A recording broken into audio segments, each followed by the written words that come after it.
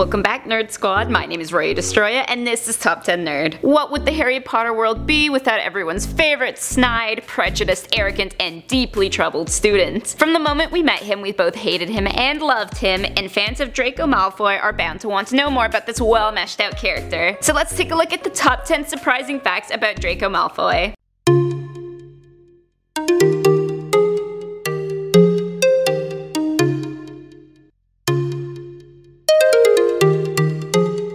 In the number 10 spot, we have his name. The first name Draco comes from a constellation, as many of those from his maternal side do. The constellation Draco is derived from the Latin word for dragon, and the constellation has ties to many dragons from mythology, such as the 100-headed dragon Hercules defeated during his 12 labors. And the last name Malfoy translates in the French malfoi as bad faith. Although originally Draco's potential last names were Spungin, Smart, or Sphinx. Not quite the same feeling to them. Coming in at number 9 is who he is based on. When we see or read about Draco, we get the feeling that we know at least one Draco in our lives. And according to J.K. Rowling, she knew 3. In an interview, she admitted that there was a Draco in her life while she was in school, and as the years went on, she met quite a few more. Bullying does not stop as you get older, it just changes form. But this aspect added an enjoyable dimension for young readers and viewers, seeing Harry and his friends go through the same bullying struggle. Next up at number 8, we got the hug scene. That weird scene in Deathly Hallows Part 2 where Voldemort embraces Draco, totally unplanned. It was just a one-off of about 25 takes for the particular scene, and the awkwardness of the moment ended up making the cut. So Draco is the only character to have ever received the honor, if you could call it that, of enjoying a cold, strange hug from the Dark Lord. Don't be jealous. In the number 7 spot, Rowling wants the fangirling to end. She gets it, Tom Felton is a good-looking guy, but the constant love that Draco receives absolutely baffles the author. Yes, he's fascinating and maybe people feel bad for him, but according to Rowling, he's not a nice guy and should not be adored the way he is. She says he is not concealing a heart of gold, he's not to be romanticized. She is unnerved by the compassion girls are showing such a mean character, and she would like you to stop, thank you very much. Coming in at number 6 is his affinity for occlumency. Draco took up the practice of occlumency, the art of resisting external penetration of the mind. As we saw in Order of the Phoenix, this is something Harry was never able to master. So how exactly did Draco pull it off so well? This exact concern was voiced by one of Rowling's editors, so she gave the reasoning that in order to be good at this kind of magic, one must be repressed in emotion and able to compartmentalize their lives, things Draco is a lot better at than Harry. Next up at number 5 is his schooling situation. Can you imagine Hogwarts without Malfoy? Well, it almost happened. When it was time for little Draco to head off into the wizarding educational system, his father actually wanted him to attend a school called Durmstrang, a school which does not admit Muggleborns and also taught dark arts. In the end, Mommy Dearest didn't want him so far from home. Why any mom would want to keep around such a dick of a son, I do not know. Up next in number 4, we got his adult hobby. Something that Rowling revealed to us on Pottermore that was not apparent beforehand is that in his adulthood, Draco took up the practice of alchemy as a hobby, something that was rarely seen in the books. Alchemy is the study of transmutation of substances, used once to make the Philosopher's Stone, something he surprisingly did not try to recreate. In the number 3 spot, we have Tom Felton's restrictions. There are some rules that actor Tom Felton had to follow. First of all, he needed to maintain platinum locks, so that required dyeing his hair and touching up every 10 days. He also wasn't allowed to tan. Gotta keep that sickly white pallor going on. I think I would die if I was given a 10-year-long tan ban. So when filming was done, you bet he went for a nice long roast in Miami without the SPF 50. Coming in at number 2 is his wand. Each wand in the series has thought put behind it as to why that wand would choose that character. Malfoy's wand was 10 inches of hawthorn wood with a core of unicorn hair, and this material was not picked at random. According to Ollivander, Hawthorn only chooses wizards of great talent as well as great personal turmoil, and according to Rowling, the unicorn hair symbolizes that shred of goodness that we were all hoping for Draco to find. And finally, in the number 1 spot, he is related to Harry and to Ron. It is stated in canon that all purebloods are related somehow, as they all originated from the Sacred 28. But we never really thought about it this much until we took a look at the extensive family tree. Ron's paternal grandmother was Cedrella Black, who married Septimus Weasley and eventually gave birth to Arthur Weasley. Draco's grandfather was Cygnus Black, and Sirius Black wasn't just Harry's godfather, he was distantly related to him as well. And they can all be traced back to Phineas Nigellus Black. So yeah, keeping that pureblood kinda requires some incest. So those were the top 10 Draco surprising facts. Let me know in the comment section down below who you want facts on next. My name is Roy Destroyer, thanks for watching, and don't forget to subscribe so you never miss another nerdy list.